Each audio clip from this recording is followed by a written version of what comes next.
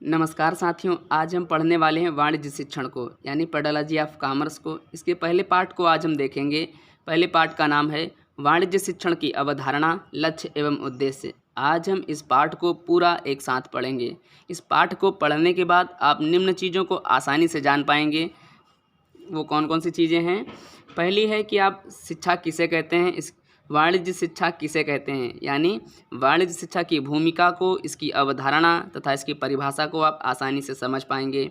इसकी प्रकृति का आप आसानी से उल्लेख कर पाएंगे, इसके क्षेत्रों को जान पाएंगे, इसकी आवश्यकता को आसानी से आप समझ लेंगे, इसके उद्देश्यों को आप आसानी से बता सकेंगे, लक्ष्यों तथा कार्यों का आप आसानी से वर्णन कर सकेंगे।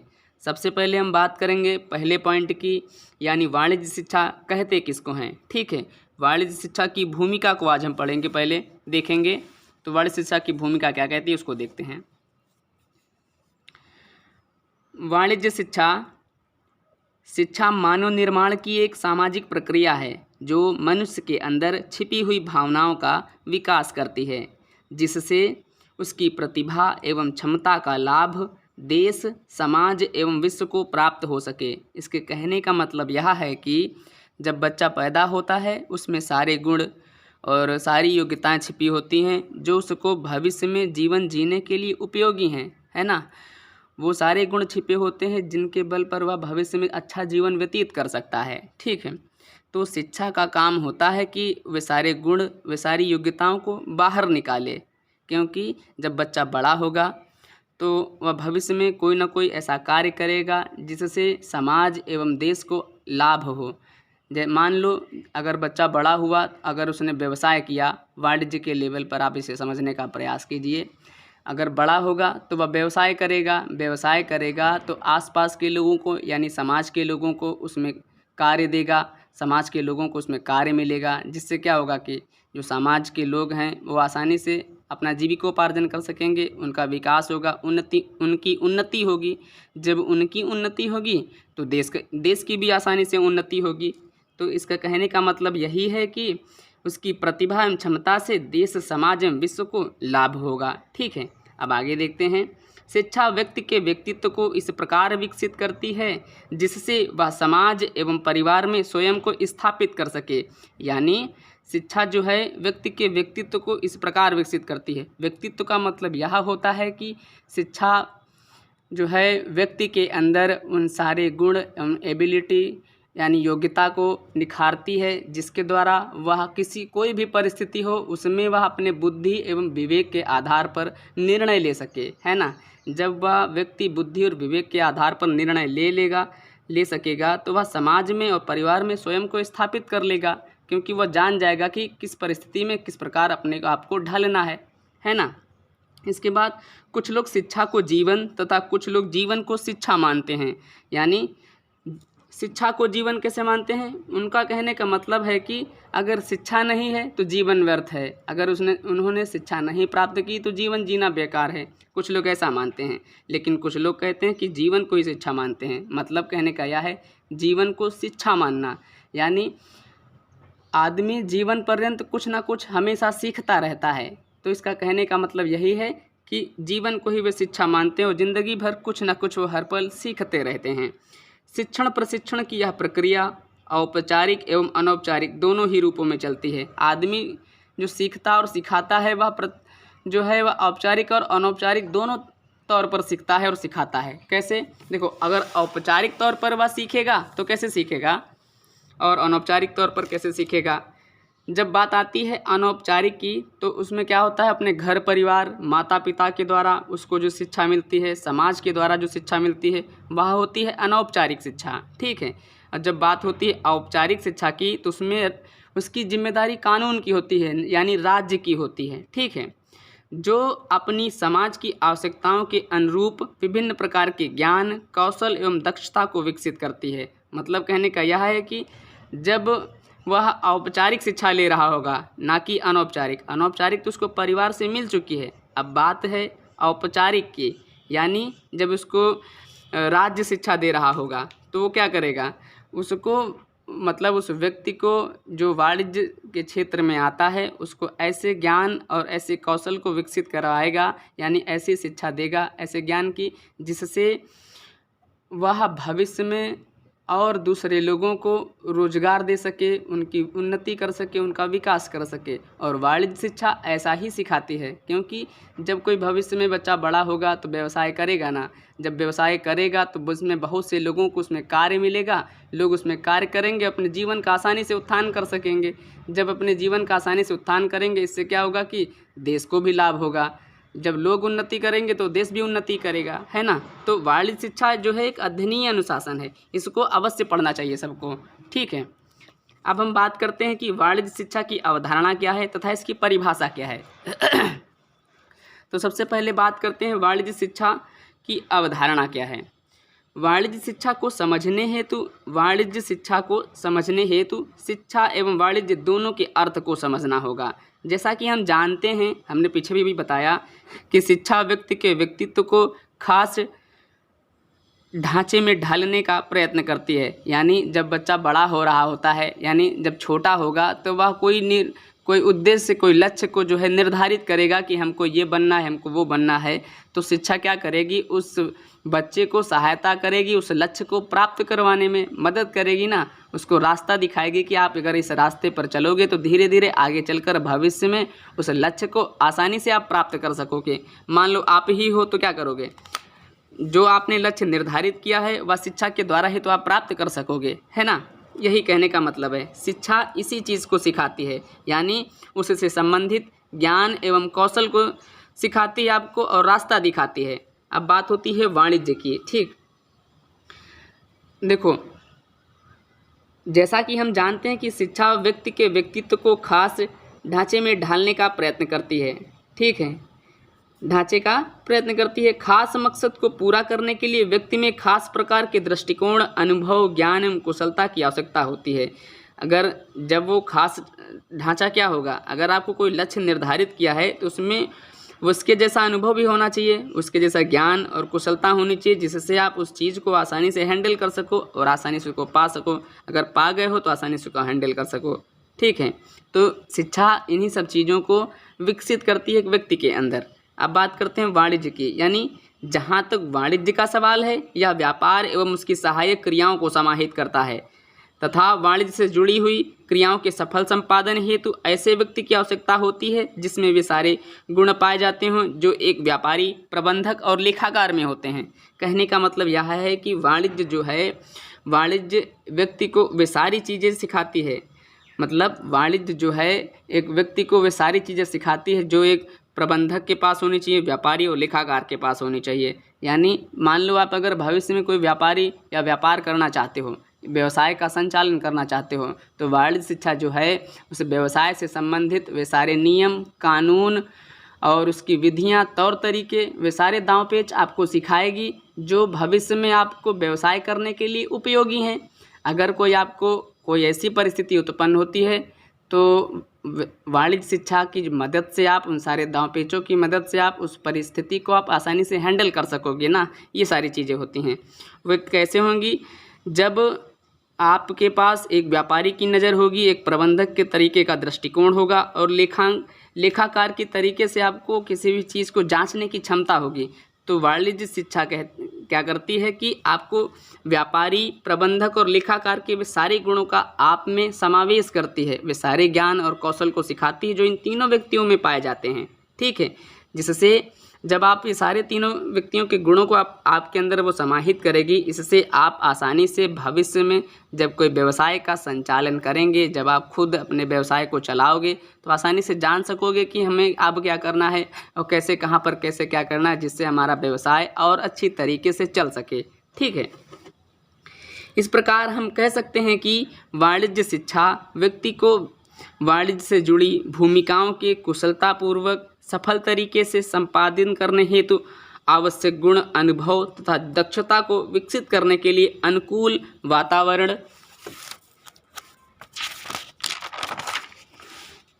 का निर्माण करती है। कहने का मतलब यह है कि वाणिज्य शिक्षा आपको सारे दांव-पेच सिखाएगी, वह सारे ज्ञान, वह सारी कुशलता, वह सारी ऐसी बुद्धि सिखाएगी जो आपको भविष्य में उस व्यवसाय को करने के लिए उपयोगी है। साथ ही साथ आपको वर्चुअल रूप से मतलब ऐसा वातावरण बनाएगी जिसमें आप उस समय सीख सको, तुरंत उसका प्रैक्टिकल कर सको, और बाद में जब आप उस व्यवसाय का आप संचालन कर रहे हो तो आसानी से आपको याद आ जाएगा कि हाँ, हमने इस परिस्थिति में ऐसा किया था, ऐसा नहीं करना चाहिए और ऐसा करना चाहिए। तो उसके बल पर आप अपने व्यवसाय का जो है अच्छी तरीके से संचालन कर लोगे। अगर हम इसको एक लाइन में कहें तो हम कह सकते हैं कि वाणिज्य शिक्षा व्यक्ति को एक सफल उद्यमी के रूप में तैयार करती है, यानी एक सफल व्यवसायकर्ता के रूप में तैयार करती है। उन सारे गुणों को, सफल व्यवसायकर्ता के अंदर जो है व्यापारी के सारे गुण होंगे, एक प्रबंधक के सारे गुण होंगे, एक लेखाकार के जो मतलब अकाउंटेंट के जो गुण होते हैं वो सारे गुण, इन तीनों व्यक्तियों के गुण उस व्यक्ति में पाए जाते होंगे, यानी व्यवसायकर्ता के अंदर होंगे। तो वाणिज्य शिक्षा व्यक्ति को एक सफल उद्यमी के रूप में तैयार करती है, एक सफल व्यवसायकर्ता के रूप में तैयार करती है। ठीक है, अब हम देखते हैं वाणिज्य शिक्षा की परिभाषा कुछ प्रमुख विद्वानों के अनुसार। तो हेरिक ने कहा है, वाणिज्य शिक्षा शिक्षण का वह रूप है जो प्रत्यक्ष तथा अप्रत्यक्ष रूप से व्यापारी को उसके कार्यों के लिए तैयार करता है। वाणिज्य शिक्षा देखो पहले क्या है, प्रत्यक्ष रूप से तैयार करता है, और अप्रत्यक्ष रूप से कैसे? अप्रत्यक्ष रूप से आपको, जब आप फर्स्ट ईयर और इंटर ग्रेजुएशन में आप पढ़ रहे होंगे तो समझ लिया आप अप्रत्यक्ष रूप से किसी व्यवसाय के संचालन को सीख रहे होंगे। वे सारे दांव पेच आप पहले सीख रहे होंगे। जब आप सीख लेंगे और जब आप भविष्य में होंगे और जब व्यवसाय का संचालन कर रहे होंगे तब आप उसको प्रत्यक्ष रूप से लागू कर सकेंगे। तो हेरिक ने इसको इस प्रकार कहा है। लोमार्क्स ने इसको इस प्रकार समझाया है कि उन्होंने कहा है, वाणिज्य शिक्षा मुख्यतः आर्थिक शिक्षा का वह कार्यक्रम है जो धन की प्राप्ति से, संचय से तथा व्यय से संबंधित है। उनके कहने का मतलब यह था कि वाणिज्य शिक्षा आपको बताएगी कि आपको कहाँ कहाँ से धन, यानी किन किन स्रोतों से आपको धन को इकट्ठा करना है, वो सारे तौर तरीके बताएगी। उसके बाद आपको सिखाएगी कि धन का संचालन किस प्रकार करना है ना, आपको धन का संचालन किस प्रकार करना है जिससे भविष्य में अगर कोई ऐसी परिस्थिति उत्पन्न होती है, कोई जोखिम होता है, तो उस रिजर्व का, यानी जो आपने उसको इकट्ठा किया है उसको आप व्यवसाय में लगा सकें और उस परिस्थिति से, उस जोखिम से ऊपर उठ सकें। संचय से मतलब यही होता है। उसके बाद व्यय से, यानी खर्च से। वाणिज्य शिक्षा आपको सिखाएगी कि आप कैसे खर्च करें, ना कि फिजूल चीज़ों में खर्च करें। इससे क्या होगा, फिजूल चीज़ों में खर्च करने से व्यवसाय की संपत्ति को नुकसान होगा। तो वाणिज्य शिक्षा इन सारे तौर तरीकों को सिखाती है जिससे एक व्यवसाय की उन्नति की जा सके, उसका विकास आसानी से किया जा सके। ठीक है, संयुक्त राज्य अमेरिका के शिक्षकों की समिति के अनुसार उन्होंने इसको, यानी वाणिज्य शिक्षा को इस प्रकार परिभाषित किया है। उन्होंने कहा है कि वाणिज्य शिक्षा शैक्षिक प्रक्रिया का वह पहलू है जो एक और व्यापारिक धंधों की व्यावसायिक तैयारी से संबंधित है। मतलब उन्होंने कहा है कि उनके अनुसार, यानी संयुक्त राज्य अमेरिका ने क्या कहा है कि व्यावसायिक शिक्षा को दो भागों में बांटा है। पहला कि आप व्यावसायिक धंधा जो करते हैं, व्यावसायिक तैयारी करते हैं, उससे, यानी आप उन चीज़ों को सीखते हैं, बाद में उससे व्यवसाय को चलाते हैं।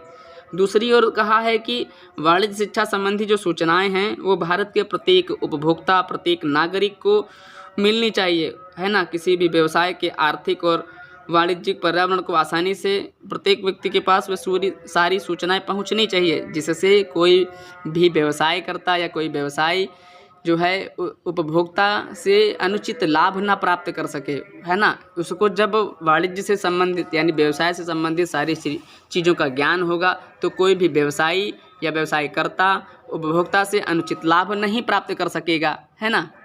इसके बाद अब हम बात करते हैं वाणिज्य शिक्षा की विशेषताओं के बारे में। वाणिज्य शिक्षा की विशेषताएं क्या कहती हैं उनको देखते हैं।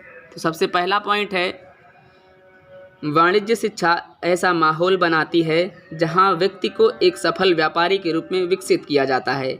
हमने पीछे अभी परिभाषा में पढ़ा कि वाणिज्य शिक्षा ऐसे वातावरण का निर्माण पहले ही करती है कि ऐसे वातावरण का, यानी वर्चुअल रूप से ऐसी परिस्थिति को क्रिएट करती है जो परिस्थिति भविष्य में जब आप व्यवसाय कर रहेंगे वैसी होगी, तो आप वैसी परिस्थिति से, यानी वैसे वातावरण से सीख सकेंगे। एक जीवित व्यवसाय के रूप में आप वैसा वातावरण क्रिएट करते हैं। आप जब उससे सीख लेंगे तो बाद में आप एक सफल व्यापारी के रूप में आपको खुद विकसित कर सकेंगे। आप जान सकेंगे कि हाँ, व्यवसाय को कैसे संचालित करना है, कैसे उसकी देखभाल करनी है, कैसे उसकी उन्नति करनी है ना। पहली विशेषता हो गई। अब बात करते हैं दूसरी विशेषता की। दूसरी विशेषता कहती है कि वाणिज्य शिक्षा औपचारिक एवं अनौपचारिक दोनों माध्यमों का सम्मिलित रूप है। यह विद्यालय चारदीवारी के अंदर एवं बाहर के अनुभवों को समाहित करती है। कैसे? देखो, विद्यालय के अंदर वाणिज्य से संबंधित सारी क्रियाएं तो सिखाई जाती हैं, वो सारा ज्ञान विद्यालय में दिया ही जाता है। साथ ही में जो बच्चा पढ़ रहा होगा वह बाहर भी सीखेगा, अपने घर परिवार में भी सीखेगा। यानी वह देख रहा होगा कि लोगों के मैनेजमेंट का तरीका क्या है ना। व्यवसाय में सबसे बड़ी बात मायने रखती है कि मैनेजमेंट उसका अच्छा होना चाहिए, तभी कोई भी व्यवसाय हो उसका आसानी से संचालन किया जा सकता है। तीसरा पॉइंट है, वाणिज्य शिक्षा कुशल उद्यमी के साथ ही ऐसे व्यक्ति का निर्माण करती है जो भावी नागरिकों को वाणिज्य से संबंधित ज्ञान, कौशल तथा अनुभव प्रदान कर सके। यानी वाणिज्य शिक्षा कुशल उद्यमी के साथ, यानी अच्छा व्यवसायकर्ता के साथ ऐसे व्यक्ति का, मतलब साथ ही में एक अच्छा व्यवसायकर्ता तो होगा ही होगा, साथ में एक ऐसा व्यक्ति होगा जो वाणिज्य से संबंधित ज्ञान एवं कौशल को जो अनुभव है वह दूसरों को देगा। जब दूसरों को बताएगा कि ऐसी परिस्थिति हो तो आपको ऐसा करना चाहिए, ऐसी परिस्थिति हो अगर आपके व्यवसाय में तो ऐसा करना चाहिए, अगर नहीं है, आपने अभी व्यवसाय नहीं किया है, अगर आप आगे चलकर करेंगे तो आपको ऐसा ऐसा करना है। यानी कि वह शिक्षा दूसरों को दे सके, वाणिज्य शिक्षा ऐसा करती है। फिर है चौथा पॉइंट, यानी चौथी विशेषता कहती है कि वाणिज्य शिक्षा व्यक्ति को व्यावसायिक उद्यमों की स्थापना, संचालन तथा तरक्की करने की योग्य बनाती है। चौथी विशेषता कहती है कि वाणिज्य शिक्षा व्यक्ति को व्यावसायिक उद्यमों की स्थापना, संचालन तथा तरक्की करने की योग्य बनाती है। यानी उसको सिखाती है कि कैसे इसकी स्थापना की जाए, कैसे संचालन किया जाए और बाद में कैसे उसका विकास किया जाए। वाणिज्य शिक्षा ये सारा ज्ञान उस व्यक्ति को देती है पहले ही। पांचवा पॉइंट है, वाणिज्य शिक्षा व्यक्ति को आत्मनिर्भर बनाती है। ठीक है। छठा, वाणिज्य शिक्षा राष्ट्रीय एवं अंतर्राष्ट्रीय आर्थिक एवं व्यावसायिक चुनौतियों, मुद्दों एवं समस्याओं को समझने तथा उनके हल करने की योग्य बनाती है ना। फिर छठा है, वाणिज्य शिक्षा नागरिकों में वैज्ञानिक मनोवृत्ति विकसित करती है जो उन्हें आर्थिक समस्याओं के समाधान एवं उचित निर्णय लेने के काबिल बनाती है। ठीक है। वाणिज्य शिक्षा जो है, जब आप व्यवसाय कर रहे होंगे तब आपको राष्ट्रीय और अंतर्राष्ट्रीय लेवल पर वो सारा ज्ञान होना चाहिए कि बाज़ार में क्या चल रहा है। अगर आप बाज़ार के साथ नहीं चलेंगे तो आपको व्यवसाय को घाटा हो सकता है। तो वाणिज्य शिक्षा जो है आपको बताती है कि जब परिवर्तन हो तो आपको अपने व्यवसाय में भी परिवर्तन करना चाहिए, है ना। समय के अनुसार बाज़ार में परिवर्तन होता रहता है, तो वाणिज्य जो प्रबंधक है यानी जो व्यवसाय करता है उसे भी पता लगाते रहना चाहिए कि अब क्या परिवर्तित हो रहा है, अब क्या परिवर्तित हो रहा है, जिससे वह अपने व्यवसाय में परिवर्तन करके अपने व्यवसाय को बाज़ार के अनुसार चला सके, बाज़ार के अनुसार ढाल सके। ऐसा नहीं कि जैसे सर्दियों में क्या होता है, सर्दियों में ठंडे कपड़े की ज़रूरत होती है और अभी जो व्यवसाय करता है यानी प्रबंधक है वो गर्मी के ही मतलब कपड़े बना रहा है, तो इससे ऐसा नहीं चलेगा ना, ऐसे उसका नुकसान ही होगा। तो उसको ठंडी जो चल रही है बाहर बाज़ार में कैसे कपड़े लोग ग्राहक कैसे मांग कर रहे हैं उसको ऐसा देखना चाहिए, जिस अनुसार वह अपने भी व्यवसाय का संचालन अच्छी तरीके से कर सके, बाज़ार के साथ चल सके। वाणिज्य शिक्षा इस काबिल बनाती है। ठीक है। अब हम बात करेंगे वाणिज्य शिक्षा की प्रकृति की, कि वाणिज्य शिक्षा की प्रकृति क्या है। वाणिज्य शिक्षा व्यावसायिक अध्ययन का ऐसा अनुशासन है जो भावी नागरिकों में ऐसे ज्ञान, कौशल तथा अनुभव के ऐसे दृष्टिकोण का विकास करता है जो उसको एक सफल व्यवसायी, सफल पेशेवर, कुशल प्रबंधक एवं निर्णय निर्माता के योग्य बनाती है।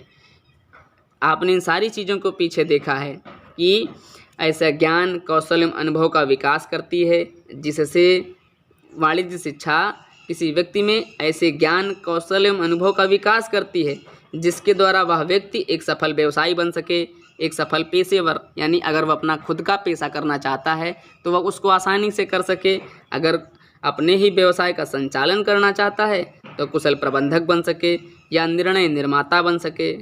अगर अपनी सर्विस देना चाहता है, यानी अपनी सेवा देना चाहता है किसी भी रूप में, तो वह वैसा बन सके। वाणिज्य शिक्षा ऐसा व्यक्ति को बनाती है ज्ञान देकर, है ना। तो इसकी जो प्रकृति है उसको पहले पढ़ते हैं, यानी प्रकृति इसकी क्या कहती है। इसकी पहली प्रकृति है, वाणिज्य शिक्षा की प्रकृति को निम्नलिखित बिंदुओं के माध्यम से व्यक्त किया जा सकता है। इसकी पहली प्रकृति है, वाणिज्य शिक्षा प्रत्यक्ष एवं अप्रत्यक्ष रूप से व्यापारियों को अनेक कार्य करने के योग्य बनाती है। वाणिज्य शिक्षा जो है प्रत्यक्ष एवं अप्रत्यक्ष रूप से व्यापारियों को अनेक कार्य करने के योग्य बनाती है। जो व्यापार के जो नियम है, सबसे बड़ी बात होती है मैनेजमेंट की, यानी प्रबंधन की, जो प्रत्येक व्यवसाय को उन्नतशील बनाता है। प्रबंध यानी मैनेजमेंट प्रत्येक व्यवसाय को उन्नतशील बनाता है। और प्रबंध जो है केवल व्यवसाय में ही नहीं लागू होता, बल्कि व्यक्ति के जीवन पर भी लागू होता है। प्रबंध हर जगह प्रयोग होता है प्रबंध का, यानी मैनेजमेंट का, कि आप चीज़ों को किस तरीके से मैनेजमेंट करते हैं। जैसे नहीं कि छोटे विद्यार्थी जो होते हैं अगर कहीं बाहर पढ़ रहे होते हैं तो जैसे अपना समय बचाने के लिए क्या करते हैं, टाइम टेबल बनाते हैं पढ़ने के लिए। उसी प्रकार क्या होता है कि वाणिज्य शिक्षा प्रत्यक्ष एवं अप्रत्यक्ष रूप से व्यापारियों को अनेक कार्य करने की योग्य बनाती है, ना कि केवल व्यवसाय ही, और भी अपने जीवन का अच्छी तरीके से मैनेजमेंट पूर्ण संचालन करने के लिए अपने घर का, अगर कोई ऑफिस है या अस्पताल है कोई, सब सारी चीज़ें जो हैं मैनेजमेंट के द्वारा ही चलती हैं। ठीक है। फिर दूसरा पॉइंट है, यानी दूसरी प्रकृति है, वाणिज्य शिक्षा का कार्य व्यक्ति के उन कौशलों का विकास करना है जो अलग अलग व्यवसायों में कार्य करने की क्षमता को बढ़ाते हैं। एक बार फिर से देखिए, वाणिज्य शिक्षा का कार्य व्यक्ति में उन कौशलों का विकास करना है जो अलग अलग व्यवसायों में कार्य करने की क्षमता को बढ़ाते हैं। वाणिज्य शिक्षा जो है वो पूरी तरीके से मतलब व्यवसाय से संबंधित सारी क्रियाओं को सिखाती है, जिससे अगर कोई व्यक्ति कोई भी व्यवसाय करना चाहता है, किसी भी प्रकार का हो, उसको आसानी से कर सके, है ना। उसके अंदर वाणिज्य का जो ज्ञान है, शिक्षा जो है सारे ज्ञान को उसके अंदर समाहित करती है, वो सारा ज्ञान देती है, जिससे मनचाहा व्यवसाय करके वो आसानी से अपने व्यवसाय की क्षमता को बढ़ा सके। ठीक। तीसरी प्रकृति कहती है कि वाणिज्य शिक्षा उत्पादकों एवं उपभोक्ताओं को जोड़ने में सहायक होती है। ठीक है। वाणिज्य शिक्षा उत्पादकों एवं उपभोक्ताओं को आपस में जोड़ती है। कैसे जोड़ती है? देखो, उत्पादक जो होते हैं वस्तु का निर्माण करते हैं। किसी भी कंपनी, संस्था या व्यवसाय के जो उत्पादक होते हैं क्या करते हैं, वो किसी भी वस्तु का निर्माण करते हैं। वस्तु का निर्माण करने के बाद क्या होता है, वस्तु की निर्माण होने के बाद वस्तु की अंतिम इकाई उपभोक्ता होता है। चीज़ों को बनाकर उपभोक्ता तक पहुंचाना ही वाणिज्य कहलाता है। और वाणिज्य शिक्षा जो है इन दोनों के बीच, यानी उत्पादक और उपभोक्ता के बीच एक कड़ी का काम करती है। चीज़ों का निर्माण होता है, उपभोक्ता के पास पहुंचता है, चीज़ों का निर्माण होता है, उपभोक्ता के पास पहुंचता है। ठीक। चौथा पॉइंट, यानी चौथी प्रकृति है वाणिज्य शिक्षा की, वह इस प्रकार है, वाणिज्य शिक्षा के द्वारा धन को कैसे उपलब्ध किया जाए, यानी उस स्रोत, यानी कहाँ कहाँ से धन को इकट्ठा किया जाए, ये वाणिज्य शिक्षा सिखाती है। फिर उसको संचित कैसे किया जाए, संचित करने का यानी रिजर्व करने का। अकाउंट में आपने रिजर्व पढ़ा होगा। रिजर्व का मतलब होता है कि अगर भविष्य में कोई ऐसा संकट पड़ता है या ऐसा जोखिम जो व्यवसाय के लिए हानिकारक है, तो आप उस रिजर्व का इस्तेमाल करके आप उस जोखिम से उबर सकते हैं, उस जोखिम से आप निकल सकते हैं। इसका कहने का मतलब यह है। उसके बाद उसको कैसे खर्च किया जाए। अगर आपने किसी धन को इकट्ठा किया है तो आप उसे कैसे खर्च करेंगे, उस वाणिज्य शिक्षा बताती है कि इसको इस प्रकार खर्च करना है, ना कि फिजूल खर्च में उस धन को, यानी उस संपत्ति को, उस पूंजी को बर्बाद नहीं करना है। ठीक। पांचवी प्रकृति है वाणिज्य शिक्षा कला एवं विज्ञान दोनों होती है। ठीक। वाणिज्य शिक्षा कला एवं विज्ञान दोनों होती है। कला मतलब होता है अपने हुनर का जो कुशलतम प्रयोग ही कला होता है, और विज्ञान क्या होता है कि अपने हुनर का क्रमबद्ध व्यवस्थित रूप, वैज्ञानिक रूप से क्रमबद्ध व्यवस्थित रूप ही विज्ञान होता है। ठीक। छठा है वाणिज्य शिक्षा अच्छा उत्पादक एवं अच्छा उपभोक्ता बनने में सहायक होती है। ठीक। वाणिज्य शिक्षा जो है एक ब्रिलियंट तरीके से यानी कुशल उद्यमी के तरीके से आपको उत्पादन करने के तरीके सिखाएगी। ये नहीं कि चीज़ों कास्ट जो आ रही जो पर कैपिटा इनकम जो पर कैपिटा जो कास्ट आ रही है किसी चीज़ को उत्पादित करने में, उसको जो है एक स्मार्ट तरीके से उत्पादित करने का तरीका बताती है, जिससे कम से कम लागत पर अच्छे से अच्छा उत्पाद तैयार हो सके और उससे अच्छा लाभ प्राप्त हो सके। और उपभोक्ता के लिए इस प्रकार सहायक होती है कि कम से कम कीमत पर उसको कोई भी चीज़ मिल सके और अधिक से अधिक उसको लाभ प्राप्त हो सके। उपभोक्ता क्या करता है, उपभोक्ता जो है, जैसे हम लोग क्या करते हैं, किसी चीज़ को खरीदने जाते हैं तो हम चाहते हैं कि हमको जो है वो वस्तु कम से कम कीमत पर मिले और उस वस्तु से अधिक हमको लाभ हो।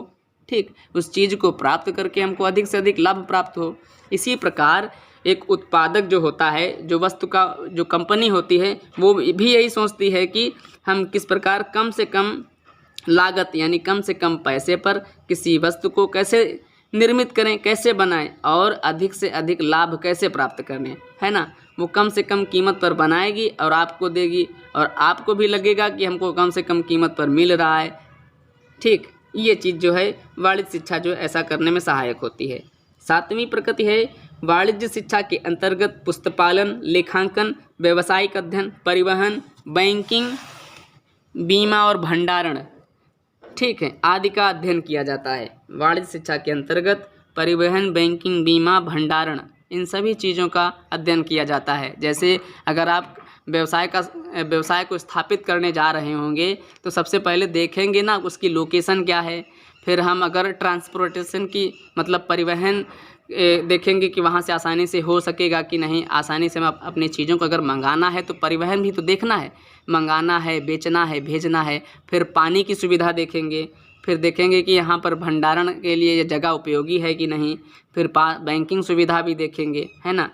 तो वाणिज्य शिक्षा वे सारी चीज़ों को पहले ही मतलब बताती है, पहले ही उन चीज़ों में वाणिज्य शिक्षा में अध्ययन किया जाता है जो एक व्यवसाय को स्थापित करने में भी जरूरी होती हैं। ठीक, 8वीं प्रकृति है वाणिज्य शिक्षा में व्यवसाय की बारीकियों, जटिलताओं, समस्याओं आदि की समझ एवं उनके निदान की क्षमता का विकास किया जाता है।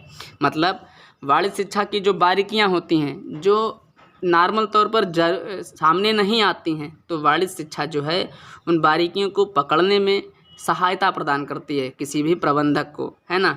जटिलताएं जो ऐसी समस्याएं होती हैं जो जल्दी सब आदमी हैंडल नहीं कर पाते अपने जीवन में, जिन्हें वाणिज्य शिक्षा का ज्ञान नहीं होता है, तो वाणिज्य शिक्षा वो भी सिखाती है। कभी कभी क्या होता है कि जैसे अकाउंट में बढ़ा है ना कि किसी भी प्रकार की भूल हो जाती है या फिर कोई चोरी कर लेता है, टैक्स वगैरह कुछ भी, तो लेखाकार उसको आसानी से पकड़ लेता है। तो वाणिज्य शिक्षा जो है व्यक्ति को इस लायक बनाती है पहले ही कि उसकी नज़र से कुछ भी बच ना पाए। ठीक, वो सारी चीज़ों को यानी वो जानता है कि कहाँ पर कौन सी चीज़ गड़बड़ होगी और कौन व्यक्ति कहाँ पर गड़बड़ कर सकता है, तो आसानी से पता लगा सकता है। तो वाणिज्य शिक्षा ऐसी क्षमता का विकास व्यक्ति में पहले से ही करती है। ठीक, अब हम बात करते हैं वाणिज्य शिक्षा के क्षेत्र के बारे में। वाणिज्य शिक्षा का क्षेत्र क्या है, अब इसको देखते हैं। ठीक है, वाणिज्य में उन कार्यों का अध्ययन किया जाता है जिनको पूरा करने से मानव का कल्याण हो सके। इन कार्यों का विधिवत अध्ययन करना वाणिज्य क्षेत्र के अंतर्गत आता है। ठीक है, वाणिज्य शिक्षा जो है मानव कल्याण के हित के लिए ही बनाई गई है। ठीक, तो अब देखते हैं पहला क्षेत्र क्या कहता है। वाणिज्य शिक्षा का क्षेत्र पहला पॉइंट क्या कहता है, आवश्यकताओं की पूर्ति के लिए व्यापारिक क्रियाएं। आदिकाल में क्या था, यानी प्राचीन समय में मनुष्य की आवश्यकताएं कम थीं, जिसके कारण वह स्वयं उनको आसानी से अपने आप पूरा कर लेता था, किसी की ज़रूरत नहीं थी तब। इसी कारण यह युग जो था यानी प्राचीन का जो युग था वह स्वावलंबन का युग कहलाता था। उस समय व्यक्ति अपने आप कोई भी चीज़ हो उसकी अपने आप ज़रूरत को पूरा कर लेता था।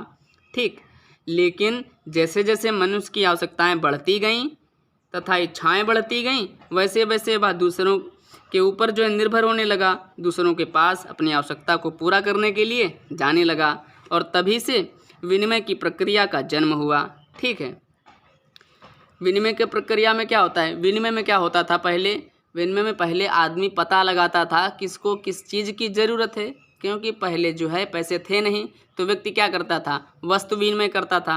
तो पहले व्यक्ति को, जैसे एक के व्यक्ति के पास गेहूँ है, एक व्यक्ति के पास चावल है। जिसके पास गेहूँ है उसको चावल की आवश्यकता है, और जिसके पास चावल है उसको गेहूँ की आवश्यकता है। तो व्यक्ति जो है जिसको चावल की आवश्यकता है वह गेहूँ वाले व्यक्ति को ढूंढेगा जिसके पास गेहूँ हो। तो उसमें क्या था, जो व्यक्ति यह पता लगाते हैं कि किसके पास किस वस्तु की अधिकता है, यानी किसके पास कौन सी वस्तु ज़्यादा है तथा किस वस्तु का अभाव, और किस वस्तु का अभाव जो है कम है, मतलब अभाव है यानी कम है जो वस्तु, मतलब वो वस्तु चाहेगा ना, जिस चीज़ की कमी होगी व्यक्ति उसकी पूर्ति करना चाहेगा, और जिस वस्तु की अधिकता होगी उसको बेचना चाहेगा। तो इन लोगों की जो जानकारी इकट्ठा करता था, यानी ऐसे लोगों की जो जानकारी इकट्ठा करता था उसे हम कहते थे व्यापारी। जैसे गांव में क्या होता है, गांव में जब जो कोई भैंस बेचने जाता है उसे दलाल कहते हैं ना, गांव की भाषा में कहते हैं दलाल, कि वो उसको पहले से ही सब पता करके आता है कि हाँ इनको ये इस चीज़ की ज़रूरत है, इनको ऐसी भैंस की ज़रूरत है, इतना पैसा देंगे उतना पैसा देंगे। और आदमी क्या करता है गाँव का, उससे सीधे संपर्क करके अपनी चीज़ को बेच देता है बस, है ना। तो उसी प्रकार ये भी व्यापारी क्या कहते थे कि इनको पहले से ही पता होता था कि किसको किस चीज़ की ज़रूरत है और किसको किस चीज़ को बेचना है। तो ये आसानी से उस समय उनके पास जाकर कर लेते थे तथा उसके कार्यों को ही व्यापार कहा जाता था। या व्यापार किसे कहते हैं, जब वस्तु विनिमय की प्रक्रिया जो होती है, चीज़ों का लेन देन जो होता था वस्तु के बदले वस्तु का, इसी को हम व्यापार कहते थे। तब उस समय व्यापार का मुख्य कार्य क्रय विक्रय द्वारा अभाव और अधिकता में संतुलन स्थापित करना होता था। उस समय का जो व्यापार का जो मुख्य कार्य था वह क्रय विक्रय के द्वारा व्यापार में संतुलन स्थापित करना था। और क्रय विक्रय क्या होता था, वस्तुओं का क्रय विक्रय होता था। ठीक है, अब हम इस पेज पर पढ़ते हैं। व्यापारी इस कार्य को केवल अपने ही देश में नहीं करता है, यानी जो व्यापार जो है, एक व्यक्ति अगर कोई व्यक्ति व्यापार यानी व्यवसाय कर रहा है तो क्या होगा, वह केवल अपने देश में थोड़ी संचालित करता है, धीरे धीरे अपने व्यवसाय को बढ़ाता जाएगा। पहले गांव होगा, फिर जिला होगा, फिर राज्य होगा, फिर देश स्तर पर होगा, फिर कईयों देशों में अपनी व्यवसाय की शाखा को स्थापित करेगा, अपने कंपनी की शाखा को स्थापित करेगा, जिससे वह अपने व्यवसाय का या अपनी कंपनी का संचालन देश विदेश में भी कर सके। इस कारण वाणिज्य का क्षेत्र अधिक व्यापक हो गया है। पतंजलि को ही ले लो, पहले क्या था, पहले बिल्कुल छोटी कंपनी थी, फिर धीरे धीरे विकसित होती गई, अब एक बहुराष्ट्रीय कंपनी बन गई है, यानी विश्व में स्थापित हो गई है। इसे बहुराष्ट्रीय कहते हैं। जब बहुत बड़े लेवल पर जब कंपनी का व्यवसाय चलने लगता है उसको बहुराष्ट्रीय कहते हैं। अब दूसरा क्षेत्र क्या कहता है वो देखते हैं। पहला क्षेत्र हमने जान लिया, दूसरा है यातायात व संदेश वाहन के साधन। यातायात व संदेश वाहन के साधन मानवीय आवश्यकताओं की पूर्ति के लिए स्थान की दूरी हमारे समक्ष बाधा के रूप में आती है। पहले क्या था, पहले जब यातायात नहीं थे तब क्या होता था, आदमी पैदल जाता था, दूरी बहुत ज़्यादा होने के कारण उसको काफ़ी ज़्यादा समय लगता था, समय बर्बाद होता था, चीज़ें समय पर हो पाएँ या ना हो पाएँ ज़रूरी नहीं था, है ना। और अब क्योंकि ऐसा तब होता है जब हम उद्योग के विकास के लिए बहुत सी वस्तुओं को एक स्थान से दूसरे स्थान पर पहुंचाने के बारे में सोचते हैं, और तभी यह बाधा हमारे सामने उत्पन्न होती है।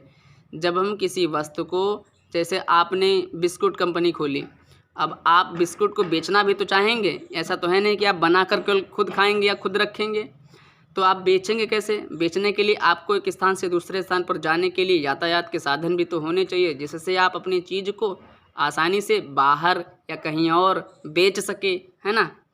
तो यह बाधा तब आती है जब हम अपनी चीज़ों को बाहर बेचने के बारे में सोचते हैं। इसलिए अभाव तथा आधिक्य में संतुलन तथा स्थानों के बीच की दूरी को कम करने के लिए यातायात संदेश वाहन के साधनों का आविष्कार किया गया। यानी अभाव और आधिक्य में संतुलन, जहाँ जिस चीज़ का अभाव यानी कमी है और जहाँ जिस चीज़ की अधिकता है वहाँ से चीज़ों को लेना, और जहाँ कमी है वहाँ पर पहुँचाना, इस बीच में संतुलन कौन स्थापित करता है, वाणिज्य और जो स्थानों की दूरी है वो कौन स्थापित करेगा, यातायात के संदेश वाहनों द्वारा हम इसको आसानी से कंप्लीट कर सकेंगे। ठीक, इन आविष्कारों ने विश्व को एक सूत्र में बांधने के कदम उठाए हैं। यानी यातायात व संदेश वाहन के जो साधन हैं, जब यातायात और संदेश वाहन का आविष्कार हुआ तो जब इन दोनों का आविष्कार हुआ इससे क्या हुआ, संपूर्ण विश्व एक जैसे एक कमरे में बदल गया, है ना, एक घर के रूप में बदल गया। आज की स्थिति में क्या है कि आपको संदेश पहुंचाना है, तुरंत फ़ोन उठाया, फ़ोन मिलाया, बात कर ली। ऐसा नहीं कि हमको बहुत दूर जाना हुआ, तत्काल बात हो गई। ऐसा नहीं लगता कि आज लोग दूर है। अब तो ऐसा लगता है संदेश वाहन की आविष्कार के कारण कि हम पास ही में बैठे और आपस में बात कर रहे हैं। संदेश वाहन ने क्या किया है और यातायात ने क्या किया है कि साथ की दूरियों को कम किया है, राष्ट्र को एक दूसरे के निकट यानी बिल्कुल नज़दीक लाकर खड़ा कर दिया है। जब जिसकी सहायता हो तुरंत बात कर लेता है, चीज़ें आसानी से पहुंच जाती हैं। यातायात के जल, थल और वायु के अनेक साधनों ने व्यापार के क्षेत्र में अत्यंत महत्वपूर्ण योगदान दिया है। ये अनेकों अलग अलग साधन वाणिज्य के क्षेत्र में महत्वपूर्ण साधन हैं। यातायात व संदेश वाहन के जो साधन हैं, ये वाणिज्य के क्षेत्र में बहुत बड़ी भूमिका अदा करते हैं किसी भी व्यवसाय का कुशलतापूर्वक संचालन करने के लिए। ठीक है, अब हम बात करते हैं तीसरा क्षेत्र क्या है। तीसरा क्षेत्र है बीमा व्यवस्था का विकास। बीमा व्यवस्था का विकास। एक चीज़ बताते हैं आपको कि एक दुकान थी, उसने कहीं एक ट्रक था कहीं किसी कंपनी यानी किसी बीमा कंपनी के पास, उसने पहले अपना इंश्योरेंस करवाया था और इंश्योरेंस करवाने के बाद ही जैसे ही वह थोड़ा आगे बढ़ा, उसमें अचानक आग लग गई। उससे सामान जो था पूरा जल गया। अगर सामान जल जाएगा तो क्या होगा। इससे पहले उसने जो है उस चीज़ का बीमा कराया था, तो वह उस जोखिम से बच गया, उसकी हानि उठाने से बच गया, क्योंकि उसके जैसे उसने बीमा कराया था उसकी चीज़ें, उसका भविष्य मजबूत हो गया था, सुरक्षित हो गया था। तो उससे उसको फ़ायदा यह हुआ कि उसको आसानी से उतना पैसा मिल गया। तो यही है बीमा व्यवस्था का विकास। बीमा जो है भविष्य में होने वाले जोखिम को कम करता है। अगर कोई जोखिम होने वाला होगा तो उसको वो कम कर देगा, ना कि उसको पूरा कर देगा। बीमा जो है केवल कम कर देता है। तो व्यापार में विभिन्न जोखिम आते रहते हैं, हमेशा जो है अनेकों जोखिम आते रहते हैं, तथा इस बात की लगातार संभावना बनी रहती है कि सामान से लदा हुआ जहाज कहीं डूब न जाए। अगर आप कहीं दूर समुद्री परिवहन के द्वारा आप कहीं अपने माल को भेज रहे हैं एक जगह से दूसरी जगह, तो आपको हमेशा डर रहेगा कि कहीं हमारा सामान डूब न जाए। अगर गोदाम में रखा है तो आपको डर रहेगा कि कहीं गोदाम में आग न लग जाए। अगर माल से लदा हुआ ट्रक रास्ते में टकरा कर कहीं नष्ट भ्रष्ट हो जाए तो क्या होगा, आपके चीज़ों का जो है नुकसान होगा। इसी प्रकार मनुष्य और उसकी संपत्ति का काल भी अनिश्चित होता है, यानी उसकी संपत्ति का, मनुष्य की ज़िंदगी है और उसकी संपत्ति वो भी अनिश्चित होता है कि कब पता नहीं क्या हो जाए। इन जोखिमों से रक्षा प्राप्त करने के लिए बीमा प्रणाली का जन्म हुआ। जब बीमा प्रणाली का जन्म हुआ, इसके द्वारा मनुष्य जो था अपने इन सारी समस्याओं से, इन सारी शंकाओं से, है ना, इन सारे संदेहों से ऊपर उठ गया, क्योंकि उसको जो है एक सुरक्षित वातावरण मिल गया, है ना। बीमा जो है ये सब चीज़ें पहले ही सुनिश्चित कर देती है, सुरक्षित कर देती है। अगर ऐसी हानि होती है तो उससे उसके जोखिम को आसानी से कम किया जा सकता है। ठीक है, मतलब उसकी पूर्ति की जा सकती है, ऐसा नहीं कि उसको पूरा हानि उस व्यवसाय को झेलना पड़े।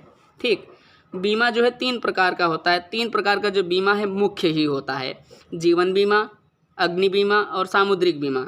ये वाणिज्य के क्षेत्र में जो है बहुत महत्वपूर्ण भूमिका तीनों बीमा अदा करते हैं। ठीक है, अब हमने आज वाणिज्य के क्षेत्रों के बारे में जाना। ठीक, अब हम बात करते हैं वाणिज्य शिक्षण की आवश्यकता क्या होती है। क्षेत्रों को पढ़ लेने के बाद अब हम आवश्यकता के बारे में पढ़ते हैं कि आवश्यकता क्या है। अब हम बात करते हैं कि वाणिज्य शिक्षा की आवश्यकता क्या है। ठीक, वाणिज्य शिक्षण की आवश्यकता। व्यापार प्रणाली में जो आश्चर्यजनक उन्नति हुई है उसने व्यापारिक संसार में हलचल मचा दी है। देश को सफल व्यापारियों की आवश्यकता होती है। यह केवल वाणिज्य शिक्षा के द्वारा ही संभव होता है ना। वाणिज्य शिक्षा ही के द्वारा हम व्यापारियों को, मतलब कुशल व्यापारियों को जान सकते हैं कि हाँ यह अच्छा है किसी भी व्यवसाय के संचालन में। ठीक, नवयुवकों को आधुनिक प्रणाली तथा नए नए यंत्रों का अध्ययन अवश्य करना चाहिए और वाणिज्य शिक्षा व्यक्ति को इस योग्य बनाती है कि नई परिस्थितियों में नई नवाचार होते रहते हैं। नवाचार होने के कारण क्या होता है कि नई नई मशीनों का आविष्कार होता रहता है। तो वाणिज्य शिक्षा इन सभी चीज़ों का नवयुवकों के द्वारा प्रयोग करवाती रहती है, अध्ययन करवाती रहती है। ठीक, वाणिज्य शिक्षा विभिन्न दृष्टियों से आवश्यक है, यानी लाभदायक भी है, आवश्यकता भी कहो या लाभ भी कहो। पहला है सामाजिक विकास की दृष्टि से लाभदायक है, दूसरा है आर्थिक विकास की दृष्टि से वाणिज्य शिक्षण लाभदायक है या वाणिज्य शिक्षण की आवश्यकता है, तीसरा है व्यक्तिगत विकास की दृष्टि से लाभदायक है, चौथा है राष्ट्रीय विकास की दृष्टि से लाभदायक है, पांचवा है वैश्विक विकास की दृष्टि से लाभदायक है। ठीक है, अब हम बारी बारी से इन पॉइंटों के बारे में समझने का प्रयत्न करेंगे। तो चलिए आगे देखते हैं और बात करते हैं सामाजिक विकास की दृष्टि से।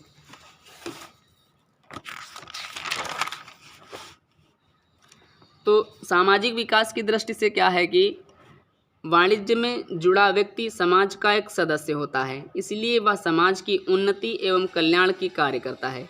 वाणिज्य से जुड़ा हुआ व्यक्ति समाज का एक सदस्य होता है, वह समाज से जुड़ा होता है, इसलिए समाज की उन्नति एवं कल्याण के लिए कार्य करता है। कैसे कार्य करेगा? मान लो किसी व्यक्ति ने किसी भी व्यवसाय का स्थापना की। जब वह व्यवसाय की स्थापना करेगा तो आसपास जो लोग होंगे, जो समाज होगा, उनको लाभ होगा, उनसे लाभ होगा। कैसे? वो लोग जो हैं समाज के उसमें कार्य करेंगे, उनको काम मिल जाएगा, रोजगार मिल जाएगा, उनको जो है इधर उधर भटकना नहीं पड़ेगा। तो हम देखते हैं कौन कौन से कार्य शामिल होते हैं सामाजिक विकास की दृष्टि से। तो निम्न कार्य शामिल होते हैं। पहला, सस्ती एवं अच्छी गुणवत्तापूर्ण वस्तुओं का उत्पादन करके उनकी आपूर्ति करना, यानी वाणिज्य जो है अच्छी से अच्छी वस्तुओं का निर्माण करवाता है, बाद में अच्छी गुणवत्ता वाली वस्तुओं का जो है अच्छी गुणवत्ता वाली वस्तुओं की आपूर्ति करता है, जिन लोगों को उसकी ज़रूरत होती है उनके पास भेजता है। अनुचित व्यवहार तथा कालाबाजारी पर रोक लगाकर उपभोक्ता के अधिकारों की सुरक्षा करता है। अधिकारों की वाणिज्य शिक्षा जो है उपभोक्ता को ऐसा ज्ञान देती है। वाणिज्य शिक्षा दोनों लोगों के लिए आवश्यक है। अगर कोई व्यक्ति व्यापारी नहीं भी बनना चाहता है या कंपनी नहीं खोलना चाहता है, सामान्य जीवन जीना चाहता है, तब भी उसके लिए वाणिज्य शिक्षा बहुत उपयोगी है। क्योंकि जब वह उपभोक्ता के रूप में अगर कहीं जाएगा तो ऐसा ना हो कि कहीं कोई कंपनी उससे अनुचित लाभ उठा सके, है ना, कालाबाजारी या अनुचित व्यवहार। तो वाणिज्य शिक्षा ने जो है इस चीज़ को ध्यान में रखते हुए उपभोक्ताओं के अधिकारों की सुरक्षा प्रदान की है। उसने उपभोक्ता के अधिकारों को सुनिश्चित किया, फिर उसके अधिकारों की सुरक्षा करने के भी नियम कानून बनाए, जिससे किसी भी उपभोक्ता से अनुचित लाभ न कमाया जा सके, उससे अनुचित व्यवहार न किया जा सके, कोई भी कंपनी जो है उपभोक्ता को ज़्यादा परेशान न करे, ये सब चीज़ें। फिर तीसरा पॉइंट इसी में था कि सामाजिक कल्याण एवं आपदा काल में बेबस एवं लाचार लोगों की मदद करना। वाणिज्य शिक्षा जो है इस लायक लोगों को बनाती है कि या इस चीज़ का अध्ययन इस लायक बनाती है, और इस चीज़ की आवश्यकता भी है। जब अगर कोई आपदा काल स्थिति पड़े तो जो बेबस लोग हैं, जो लाचार लोग हैं, तब उनका रोज़गार छिन जाएगा तो क्या करेंगे? ऐसी स्थिति में वाणिज्य शिक्षा उनको रोज़गार उपलब्ध कराएगी, तो इसमें बहुत ज़्यादा लाभदायक होता है। इसको अब एक साथ देखते हैं। सामाजिक विकास की दृष्टि में होता यह है कि जब कोई व्यापारी या कोई व्यक्ति बड़ा होकर आगे चलकर भविष्य में किसी भी कंपनी का या व्यवसाय की स्थापना करता है ना, तो स्थापना करेगा तो आसपास के लोगों को उनमें रोज़गार मिलेगा, उनको कहीं भटकना नहीं पड़ेगा। ठीक, पहला पॉइंट ये हो गया। दूसरा हो गया कि अगर आसपास कहीं कोई आपदा घट जाएगी तो वहाँ जो होगा वाणिज्य के शिक्षण के द्वारा या व्यवसाय के द्वारा वहाँ के लोगों को आपूर्ति की जाएगी चीज़ों की, जिससे वहाँ आसानी से लोग रह सकें, खा पी सकें, अपने जीविकोपार्जन तो अच्छे से कर ही सकें, फिर उनको रोज़गार भी उपलब्ध कराएगा। और तीसरा है सामाजिक विकास की दृष्टि से उपभोक्ता के अधिकारों की रक्षा करता है, जिससे कोई उपभोक्ताओं से अनुचित लाभ न उठा सके। ठीक, अब दूसरी जो आवश्यकता है वो यह है कि आर्थिक विकास की दृष्टि से, सामाजिक विकास की दृष्टि से पहली आवश्यकता थी, दूसरी है आर्थिक विकास की दृष्टि से। व्यापार एवं इससे संबंधित क्रियाएं किसी भी राष्ट्र की अर्थव्यवस्था का आधार होती हैं तथा वाणिज्य शिक्षा इन सेवाओं के योग्य व्यक्तियों का निर्माण करती है। व्यापार एवं इससे संबंधित क्रियाएं किसी भी राष्ट्र की अर्थव्यवस्था का आधार होती हैं। अर्थव्यवस्था का आधार क्या होता है? व्यवसाय ही होता है, क्योंकि व्यवसाय से ही बहुत से लोगों का रोजगार चलता है और यही अर्थव्यवस्था का आधार भी है। बहुत से लोग जब व्यवसाय से जुड़े होंगे है ना। तो उनसे क्या होगा कि लोगों को उन्नति होगी। जब लोगों की उन्नति होगी तो राष्ट्र की उन्नति होगी। राष्ट्र की उन्नति से क्या होगा कि अर्थव्यवस्था में सुधार आएगा, जिससे देश का संचालन जो है अच्छे से होगा। तो वाणिज्य शिक्षा इन सेवाओं के योग्य व्यक्तियों का निर्माण करती है, जिससे लोग इन सेवाओं का लाभ ले सकें और इन सेवाओं को दे भी सकें। तो वाणिज्य शिक्षण की आवश्यकता को निम्न पॉइंट के माध्यम से व्यक्त किया जा सकता है। पहला, व्यवसाय की जटिल समस्याओं को दूर करना और बाधा मुक्त वातावरण का निर्माण करना। फिर दूसरा था, विपणन एवं विज्ञापन सेवाओं के द्वारा मांग उत्पन्न करना। आर्थिक विकास की दृष्टि से है, हम इस पर बात कर रहे हैं। ठीक, अब हम बात करते हैं तीसरे पॉइंट की, यानी तीसरी आवश्यकता की। तीसरी आवश्यकता कौन सी है? व्यक्तिगत विकास की दृष्टि से किसी भी व्यक्ति को जीवित रहने तथा समाज में बेहतर समायोजन स्थापित करने हेतु कुछ जरूरी संसाधनों की आवश्यकता होती है। जरूरी संसाधन कौन कौन से होंगे? किसी भी, एक बार फिर से पढ़ते हैं, किसी भी व्यक्ति को जीवित रहने तथा समाज में बेहतर समायोजन स्थापित करने हेतु कुछ जरूरी संसाधनों की आवश्यकता होती है, जिनकी पूर्ति हेतु उन्हें आर्थिक क्रियाओं का संपादन करना पड़ता है। इन आर्थिक क्रियाओं के लिए अवसरों की आवश्यकता होनी चाहिए, जिसे वाणिज्य अपनी विभिन्न सेवाओं के माध्यम से उपलब्ध कराता है। ठीक है, व्यक्तिगत विकास की दृष्टि से है, अगर कोई व्यक्ति उसमें किसी व्यवसाय में कार्य कर रहा होगा तो वो मन से तभी करेगा कोई भी व्यक्ति मन से कार्य तभी करेगा जब उसको संतुष्टि होगी उस कार्य से। तो देखा होगा कि बड़ी बड़ी कंपनियां क्या करते हैं कि बड़ी बड़ी कंपनियां जो है देखती हैं अपने जो वर्कर हैं उन पर ध्यान देती हैं, उनकी देखभाल करती हैं। अगर कोई परेशानी होती है तो उनको अलग से उसकी समस्या का निपटारा करती हैं, जिससे क्या होता है, व्यक्ति खुशी रहता है और उस व्यवसाय में अपने संतुष्टिपूर्वक खुशी खुशी कार्य करता है, जिससे क्या होता है कि ज़्यादा जोखिम होने का भय खत्म हो जाता है। तब अगर मन से कर रहा होगा तो जाहिर सी बात है कि उसमें जोखिम कम हो जाएगा। इसे अच्छी तरह से समझते हैं। पहला, व्यक्ति के अंदर छिपी हुई क्षमता का भरपूर प्रयोग करने का अवसर प्रदान होगा। जब व्यक्ति संतुष्ट होगा तो वह भरपूर एनर्जी से कार्य करेगा ना। तो जब भरपूर एनर्जी से कार्य करेगा तो व्यवसाय को इससे लाभ ही होगा। फिर दूसरा है, समाज के पिछड़े एवं कमज़ोर व्यक्तियों को उन्नति के अवसर उपलब्ध कराना है। ठीक, जो व्यवसाय है व्यक्तिगत दृष्टि से इसलिए लाभपूर्ण है क्योंकि जो पिछड़े कमज़ोर व्यक्ति हैं उनको भी उपलब्धि के अवसर उपलब्ध कराता है। उपलब्धि मतलब उनको जो है उन्नति के अवसर उपलब्ध कराता है, उनको आगे बढ़ने के अवसर उपलब्ध कराता है। कौन? व्यवसाय, वाणिज्य शिक्षा। फिर तीसरा पॉइंट है, कर्मचारियों को उचित समय पर उचित पदोन्नति का अवसर देना। अगर प्रबंधक जब कर्मचारियों को सही समय पर सही पदोन्नति देता है, इससे लोगों में क्या होता है, मोटिवेशन पैदा होता है, वो और अच्छा कार्य करने का प्रयास करते हैं। जब और अच्छा कार्य करेंगे तो क्या होगा कि व्यवसाय को और अधिक लाभ होगा। ठीक है, तो अब हम बात करते हैं चौथी आवश्यकता की। चौथी आवश्यकता है राष्ट्रीय विकास की दृष्टि से वाणिज्य सेवाएं किसी भी राष्ट्र की प्राणवायु मानी जाती हैं। वाणिज्य सेवाओं से ही राष्ट्र चलता भी है, क्योंकि इन्हीं सेवाओं के माध्यम से राज्य को राजस्व की प्राप्ति होती है। इतना ज़्यादा राजस्व कहाँ से आता है? इतना क्योंकि जो बड़े बड़े व्यवसायी होते हैं, उद्यमी होते हैं, वो क्या करते हैं, टैक्स भी भरते हैं ना। टैक्स की जब पूर्ति करेंगे वो कहाँ जाएगा, वो राजस्व में जाएगा। तो जो राज्य को जो राजस्व की प्राप्ति होती है इसी से होती है, और इसी से राष्ट्रीय निर्माण एवं विकास के कार्यों को करने में मदद भी मिलती है। ठीक, पांचवी आवश्यकता है या पांचवा पॉइंट, वैश्विक विकास की दृष्टि से। वैश्विक विकास की दृष्टि से किस प्रकार? आर्थिक, राजनीतिक, सामाजिक तथा वैज्ञानिक व्यवहार एवं सहयोग के कारण आज पूरा विश्व एक गांव के रूप में सिमट गया है। यानी आर्थिक, सामाजिक और वैज्ञानिक दृष्टि से, वैज्ञानिक व्यवहार की दृष्टि से आज पूरा संपूर्ण जो विश्व है एक गांव के रूप में बदल गया है, क्योंकि अब विकास हेतु संसाधनों की कोई कमी समस्या नहीं रही है, क्योंकि यातायात एवं संप्रेषण सेवाओं के विस्तार के कारण भौतिक दूरियां जो है, यानी यातायात का जैसे आविष्कार हुआ, इससे क्या हुआ, दूरियां कम हो गई।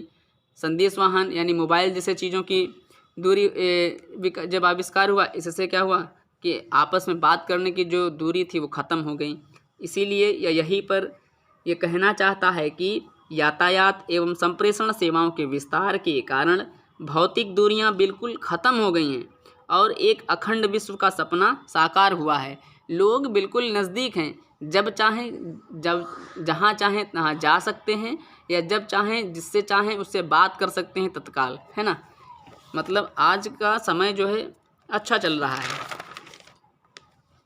हमने इस पॉइंट में वाणिज्य शिक्षा की आवश्यकताओं के बारे में जाना। आवश्यकताएं कौन कौन सी थी? सामाजिक विकास की दृष्टि से थे, आर्थिक विकास की दृष्टि से था, और व्यक्तिगत विकास की दृष्टि से आवश्यकता थी, राष्ट्रीय विकास की, और अंत में था वैश्विक विकास की दृष्टि से। ठीक है, अब हम आगे दूसरे टॉपिक को समझने का प्रयास करते हैं। दूसरा टॉपिक है वाणिज्य शिक्षण के उद्देश्य। ठीक, वाणिज्य शिक्षण के उद्देश्य क्या कहता है उसको देखते हैं। वाणिज्य शिक्षण के उद्देश्य निम्नलिखित हैं। तो पहला उद्देश्य है छात्रों को वाणिज्य शास्त्र के सामान्य नियमों का ज्ञान कराना। छात्रों को वाणिज्य शास्त्र के सामान्य नियमों का ज्ञान कराना, जिससे वे व्यावसायिक समस्याओं को सुलझाने में उनका प्रयोग कर सकें।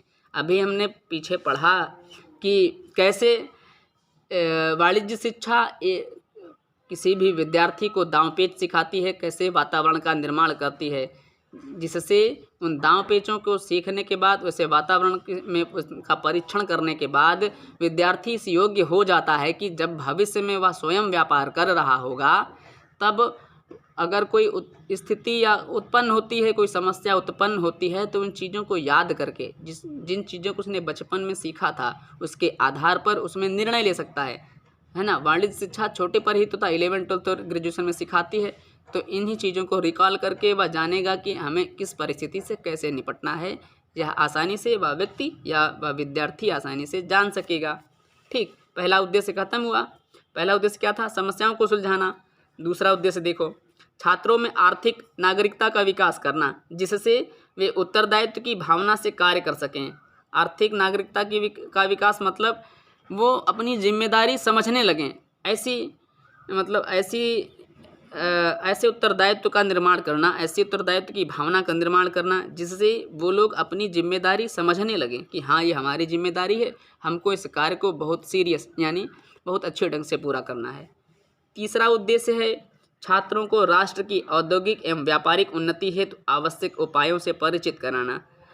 छात्रों को जो है राष्ट्र की औद्योगिक एवं व्यापारिक उन्नति हेतु, जिससे जब छात्रों को छोटे पर ही सिखाया जाएगा तो क्या होगा, जब उनको छोटे से उस चीज़ के बारे में कस के ज्ञान दिया जाएगा तो नई नई चीज़ों का इनोवेशन होगा, मतलब कि नई नई चीज़ें पैदा होंगी और नए नए तरीके उत्पन्न होंगे, जिससे और अच्छी तरीके से व्यवसाय को भविष्य में किया जा सकेगा, है ना। फिर चौथा पॉइंट है छात्रों में वैज्ञानिक दृष्टिकोण उत्पन्न करना, जिससे वे प्रत्येक तथ्य का उचित रूप से अनुसरण कर सकें। ठीक है, अब हम पांचवा पॉइंट पढ़ते हैं, यानी पांचवा उद्देश्य पढ़ते हैं। पांचवा उद्देश्य कहता है कि कुशल व्यापारी तैयार करना। आज के बालक कल के नागरिक हैं, यानी आज के युवा कल के देश के भविष्य हैं। आज का युवा कल का भविष्य है। ये नहीं कहा जाता है कि आज का युवा कल का भविष्य है। वे कल व्यापारी, उत्पादक या पूंजीपति बन सकते हैं। अब बात करते हैं पांचवें उद्देश्य की। पांचवा पॉइंट कहता है कि कुशल व्यापारी तैयार करना। आज के बालक कल के नागरिक होते हैं, मतलब कि कोटेशन चलता है कि ना, आज के युवा कल का भविष्य हैं, है ना। वे कल व्यापारी, उत्पादक या पूंजीपति बन सकते हैं, इसलिए उन्हें कुशल बनाना वाणिज्य शिक्षा का ही कार्य है। ठीक है, मतलब वाणिज्य शिक्षा के द्वारा उन्हें और अच्छा बनाया जाता है, क्योंकि प्रत्येक व्यक्ति, जब छोटा बच्चा होता है, जैसे वो पढ़ रहा होता है, तब उससे पूछो तुम्हारा क्या लक्ष्य है, कहेगा हम ये बनेंगे, हम वो बनेंगे, हम ऐसा बनेंगे, वो बनेंगे। अगर वो वाणिज्य के क्षेत्र में ऐसे ही होता है तो वो क्या बनना चाहता है? उत्पादक बनना चाहता है, व्यापारी या पूंजीपति बनना चाहता है, या खुद व्यवसायकर्ता बनना चाहता है। तो वाणिज्य शिक्षण क्या करता है? उनको वैसी चीज़ें सिखाता है, वैसा ज्ञान देता है, जिससे वो उस क्षेत्र में और अधिक कुशल बन सकें। ठीक, वाणिज्य शिक्षा के द्वारा ही बालक भारत के चहुमुखी विकास में सहयोग दे सकते हैं। जब वाणिज्य शिक्षा से व्यक्ति ज्ञान उत्पन्न होगा और उसका प्रयोग करेगा किसी व्यवसाय में, तो उसे लाभ ही होगा ना। जब लाभ होगा तो समाज को लाभ होगा, समाज की उन्नति होगी तो देश की उन्नति होगी। ठीक है, वाणिज्य शिक्षा हमें सिखाती है कि पूंजी होने पर कौन सा व्यापार करना चाहिए, किन वस्तुओं का आयात निर्यात करना चाहिए। इस प्रकार वाणिज्य शिक्षा बालकों को कुशल व्यापारी बनने में मदद करती है। ठीक है, हमने वाणिज्य शिक्षा के उद्देश्यों को पढ़ लिया है। अब हम बात करते हैं वाणिज्य शिक्षा के उद्देश्यों के बाद वाणिज्य शिक्षण के लक्ष्यों के बारे में। अब हम जानेंगे कि वाणिज्य शिक्षण के लक्ष्य क्या कहते हैं। तो चलिए लक्ष्य देखते हैं, फिर इसके बाद कार्य देखेंगे। अब केवल दो ही टॉपिक बचे हैं, आसानी से उनको भी फटाफट पूरा करते हैं। तो वाणिज्य शिक्षण के लक्ष्य क्या कहते हैं उसको देखते हैं। वाणिज्य शिक्षा का आधुनिक समाज में अत्यधिक महत्व है। वाणिज्य शिक्षा का आज के समय में बहुत ज़्यादा महत्व है। भारत जैसे विकासशील देशों में इसका महत्व और अधिक बढ़ जाता है। इसलिए विद्यालयों में वाणिज्य शिक्षा देना बहुत ज़्यादा ज़रूरी है, क्योंकि व्यवसाय ही देश की बैकबोन है ना। तो इसलिए मतलब वाणिज्य ही देश की बैकबोन है, क्योंकि सबसे ज़्यादा लाभ इससे ही लोगों को होता है ना। इससे लोगों को रोज़गार भी मिलता है और देश को भी इससे लाभ होता है। राज्य व्यवस्था में, मतलब कि अर्थव्यवस्था में व्यवसाय से ज़्यादा लाभ मिलता है। इसलिए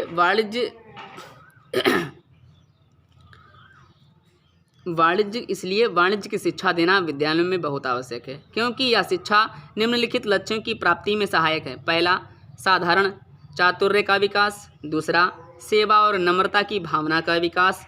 तीसरा, कुशल श्रमिक प्रदान करना। चौथा है कुशल व्यापारी तैयार करना।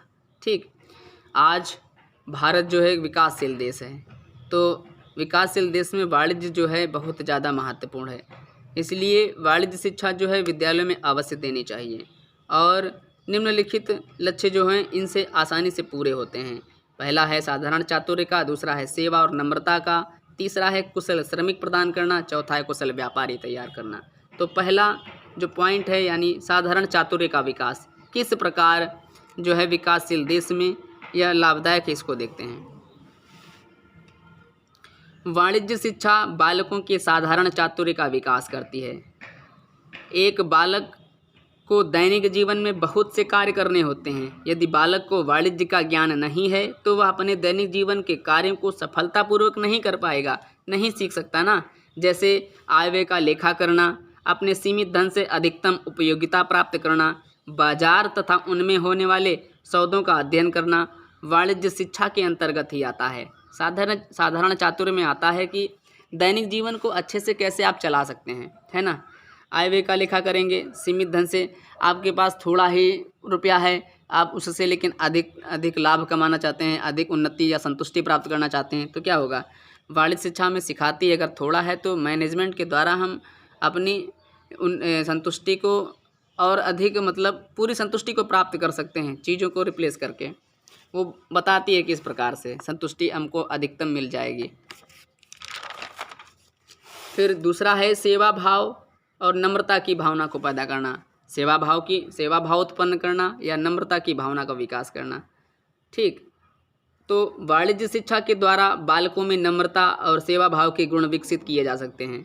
एक सफल व्यापारी नम्र और मृदुभाषी होगा, क्योंकि यही उसकी पहचान है। अगर वो गुस्सा हो जाएगा, एक एडमिनिस्ट्रेटिव जो होगा वो बहुत नम्र स्वभाव का होगा और मीठा बोलने वाला होगा। आपने कहीं देखा है कि अगर जब आप किसी दुकान पर जाते हैं चीज़ों को लेने के लिए, कोई व्यापारी गाली देकर थोड़ी कुछ चीज़ों को देता है। अगर ऐसा करेगा तो कोई ग्राहक जाएगा भी नहीं उसके पास, है ना। इसलिए वह बहुत मृदु होकर ग्राहकों को अपनी ओर आकर्षित करता है, जिससे जो ग्राहक है उस व्यापारी के पास दोबारा जाते हैं। अगर वो मृदु नहीं होगा, गाली देकर बात कर रहा होगा, तो ग्राहक जो है गुस्सा हो जाएगा, असंतुष्ट हो जाएगा, दोबारा उसके पास जाने का प्रयास भी नहीं करेगा, है ना। इसलिए व्यक्ति को जो है, जो व्यवसाय चला रहा है या कोई भी छोटा धंधा कर रहा है, उसको मृदुभाषी होना चाहिए, नम्र होना चाहिए, जिससे ग्राहक उसके पास आता जाता रहे। ठीक, वाणिज्य शिक्षा बालकों को धैर्यवान बनाती है, पेशेंस रखने के योग्य बनाती है, क्योंकि कोई भी व्यवसाय एकाएक नहीं उठता। पेप्सी देखो जो थी शुरुआत में जब चली थी, 2 साल में केवल 5-6 बोतलें, 2 ही बोतलें शायद बिकी थीं। तो अगर वो सोचते कि हमारे बस का नहीं है तो आज इतना नहीं प्रसिद्ध हो पाती जितना आज है ना। वाणिज्य शिक्षा बालकों को धैर्यवान बनाती है। अत्यधिक कार्य में व्यस्त होने पर भी व्यापारी संयम से कार्य लेता है, मतलब फ्रस्ट्रेट नहीं हो जाता कि अरे दादा रे इतना काम है अब नहीं कर पाएंगे। वाणिज्य शिक्षा बालकों को आशावादी, विनम्र मृदुभाषी तथा धैर्यवान बनाती है तथा उनको ग्राहकों के प्रति नम्रता से व्यवहार करना सिखाती है कि किस प्रकार करें कि हमारा ग्राहक हमसे बंधा रहे, वो अगर चीज़ को लेने आए तो हमारे पास ही आए, है ना। तो वाणिज्य शिक्षा जो है सेवा और नम्रता की भावना का विकास करती है। ठीक है, अब हम देखते हैं तीसरे लक्ष्य को। तीसरा लक्ष्य क्या कहता है? कुशल श्रमिक प्रदान करना। कुशल श्रमिक कैसे प्रदान करना? वाणिज्य शिक्षा बालकों को कुशल श्रमिक बनने में सहायता प्रदान करती है। यह सिखाती है कि किस प्रकार श्रमिक अधिक से अधिक आय उत्पन्न कर सकते हैं, वे किस प्रकार कुशल श्रमिक हो सकते हैं, बालक अपने भावी जीवन में किस प्रकार अपने अधिकारों की रक्षा कर सकते हैं। कुशल श्रमिक देश की उत्पादन शक्ति को बढ़ाने में मदद करते हैं। कैसे मदद करते हैं? श्रमिक कैसे मदद करते हैं ये बताइए। देखो, श्रमिक इस तरीके से मदद करते हैं, जब आप खुद अपना व्यवसाय चला रहे होगे तो जो व्यक्ति यानी जो श्रमिक आपके व्यवसाय में कार्य कर रहा होगा, जब तक आप उस पर नहीं ध्यान दोगे तब तक वो आपके व्यवसाय पर ध्यान नहीं देगा। अगर वो व्यवसाय पर यानी श्रमिक जो है आपके व्यवसाय पर ध्यान नहीं देगा तो अच्छा आउटपुट नहीं देगा, जो चीज़ें बननी चाहिए उतनी बनी नहीं पाएंगी। जैसे मान लीजिए एक दिन में 10,000 उस वस्तुओं का उत्पादन करने का पैमाना रखा गया है, अगर व्यक्ति असंतुष्ट होगा यानी श्रमिक असंतुष्ट होगा तो 10,000 चीज़ों का उत्पादन एक दिन में संभव ही नहीं हो पाएगा, क्योंकि उसका मन कहीं और लगा रहेगा। इसलिए व्यवसायकर्ता को जो है उस श्रमिक की पर्सनल मतलब सबकी पर्सनल तौर पर देखभाल करनी चाहिए। जिस उसकी समस्या को उससे पूछते रहना चाहिए, उसका निवारण करना चाहिए, जिससे व्यक्ति खुश हो जाए, और खुश जब होगा तो भरपूर क्षमता अपनी लगाएगा व्यवसाय में। हो सकता है कि 10,000 की जगह पर 10,000 की 11,000 चीज़ों का उत्पादन होगा। इससे व्यवसाय को लाभ ही होगा, नुकसान नहीं होगा फिर। ठीक, इस प्रकार वाणिज्य शिक्षा देश को कुशल श्रमिक प्रदान करके उनकी उत्पादन शक्ति को बढ़ाने में मदद करती है। ठीक है, तो आज हमने इस टॉपिक में जाना वाणिज्य शिक्षण के लक्ष्य के बारे में। लक्ष्य कौन कौन से थे? साधारण चातुर्य का विकास, सेवा भावना, नम्रता और कुशल व्यापारी तैयार करता है। फिर साधारण चातुर्य में क्या था कि जो पर डे जो छोटे मोटे दैनिक जीवन के कार्य होते हैं उनको आसानी से निपटा सके। सेवा और नम्रता की भावना, अपने ग्राहक को आप अगर बांधना चाहते हो तो आपको जो है हिम्मत से और संयम से कार्य लेना होगा, और नम्रतापूर्वक आपको व्यवहार करना होगा, मीठा बोलना होगा, नम्रता में हो गया। कुशल श्रमिक प्रदान करना यानी कि अगर आप व्यवसाय करता हो तो आपको मालूम होना चाहिए कि आपके श्रमिक को किसी भी प्रकार की दिक्कत तो नहीं है। अगर दिक्कत नहीं होगी तो श्रमिक जो है अपनी पूरी क्षमता का प्रयोग करके आपके व्यवसाय को उन्नतशील बनाने में आपकी मदद करेगा। आज का ये टॉपिक था। अब हम बढ़ते हैं दूसरे टॉपिक की ओर। दूसरा टॉपिक है वाणिज्य शिक्षा के कार्य। वाणिज्य शिक्षा के कार्यों को अब देखते हैं। यह आखिरी और अंतिम टॉपिक है, इसे देखते हैं आसानी से। जब हम वाणिज्य शिक्षा की आवश्यकताओं को पढ़ते हैं तब एक बात तो पक्की हो जाती है कि यह एक अत्यंत महत्वपूर्ण शिक्षा है जो सारी आवश्यकताओं की पूर्ति सुनिश्चित करती है। यानी जो सारी आवश्यकताएं हैं उनको पूरा करना पक्का कर देती है कि वाणिज्य शिक्षा के द्वारा इन सारी आवश्यकताओं को आसानी से पूरा किया जा सकता है। इन आवश्यकताओं को पूरा करने के लिए वाणिज्य शिक्षा अनेकों कार्यों की पूर्ति करती है, जिनमें कुछ महत्वपूर्ण कार्य निम्नलिखित हैं। वो कौन कौन से हैं वो देखते हैं। पहला, वाणिज्य शिक्षा व्यक्ति को एक कुशल एवं सफल व्यापारी के रूप में विकसित करती है। पहला कार्य क्या है? वाणिज्य शिक्षा व्यक्ति को एक कुशल एवं सफल व्यापारी के रूप में विकसित करती है। कैसे विकसित करती है? क्योंकि वाणिज्य शिक्षा जो है सिखाती है कि किस व्यक्ति को किस प्रकार भविष्य में कार्य करना है, कैसे नहीं करना है।